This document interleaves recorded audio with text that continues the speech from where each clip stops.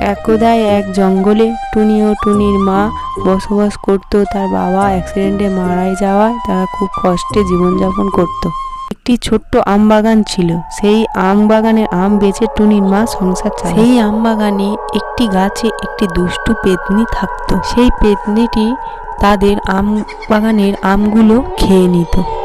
সে একদিন মতলব আঁটলো টুনির মাকে খাঁচায় বন্দি করে রেখে টুনিকে এবং টুনির বাগানের সব আমগুলো একাই খায়। তাই সে গুহার মধ্যে টুনির মাকে বন্দি করে রেখে টুনির মার বেশ ধরে টুনির বাড়িতে গেল। টুনি দেখল টুনির মা অস্বাভাবিকভাবে সব খাবারগুলো খেয়ে নিল। তাই দেখে টুনির একটা সন্দেহ হলো।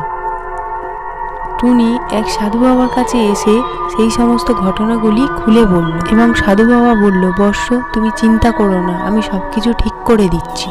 এবং সাধু বাবা তার মন্ত্র বলে সেখানে তাকে উপস্থিত করলো এবং সেই পেতনিকে উপযুক্ত শাস্তি দিল। এবং সাধু বাবা বলল, যাও, তুমি বাড়ি ফিরে যাও, সেখানে গিয়ে তোমার মাকে তুমি দেখতে পাবে।